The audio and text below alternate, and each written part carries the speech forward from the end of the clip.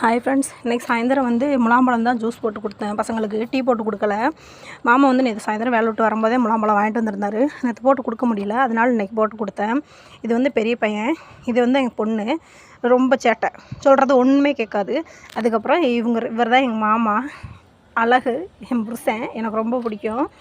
அவர்கிட்ட இதுவரை சொல்ல மாட்டேன் உனக்கு பிடிக்கும் அப்படின்லாம் சொல்ல மாட்டேன். ஏன்னா சொன்னால் ஏதாவது நினச்சிக்கோறோம் அப்படின்னு சொல்லிட்டு ஒரு இதுதான், அதனால் சொல்கிறதில்ல. அப்புறம் மாமாட்ட இன்றைக்கி என்ன சாப்பாடு செய்ய மாமான்னு சொல்லிட்டு கேட்டேன் நைட்டுக்கு.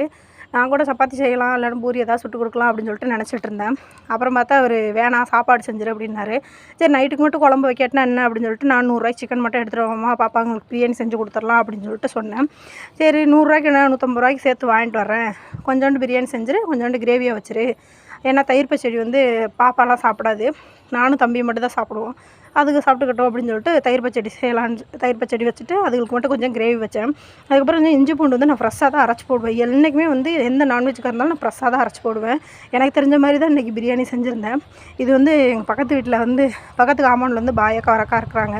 போன வட்டம் பாப்பா அவங்க வந்திருக்கப்போ அவங்க தான் செஞ்சு கொடுக்க சொல்லியிருந்தேன். அவங்க எப்படி செய்கிறாங்கன்னு பார்க்கலான்னு சொல்லிட்டு அவங்க செஞ்சு கொடுத்த மாதிரி தான் நான் இன்றைக்கி செஞ்சுருந்தேன். அதுக்கப்புறம் இன்னொரு அடுப்பில் கிரேவிக்கு ரெடி பண்ணிடலாம் அப்படின்னு சொல்லிட்டு கையோட அதையும் ரெடி பண்ணிட்டேன். ரொம்ப சிம்பிளாக தாங்க வச்சேன், ரொம்ப பெருசாலாம் வைக்கல. எனக்கு தெரிஞ்ச அளவுக்கு பிரியாணி செஞ்சேன். ஆனால் கிரேவி சும்மா வெங்காயம் தக்காளி இஞ்சி பூண்டு மட்டும் போட்டு தாளிச்சு விட்டு பட்டை சோம்பெல்லாம் போடலை. ஏன்னா இதுலேயும் பட்டை சோம்பு அதுலேயும் பட்டை சோம்பு போட்டால் ஒரு மாதிரி எரிச்சலாக இருக்கும் பிள்ளைகளுக்கு நைட் டைமில். அதுவும் வெயில் வேறு. எங்கள் வீடு ரொம்ப குட்டி வீடாக இருக்குதா, ஒருத்தருக்கு இடிச்சுட்டு தான் தூங்குற மாதிரி இருக்கும். அதுக்குள்ளே படுத்து தூங்குறதே பெரிய விஷயம். நைட்லாம் தம்பி சுத்தமாகவே தூங்கவே இல்லை. ரொம்ப கஷ்டமாக இருக்குது. என்ன பண்ணுறதுன்னு ஒன்றுமே புரியல. போன வருஷத்தை விட இந்த வருஷம் வெயில் அதிகமாக இருக்குதாட்டுக்கு. எங்களால் முடியல, வீட்டுக்குள்ளே 5 பேர் தூங்குறதே ரொம்ப சிரமமாக இருக்குது.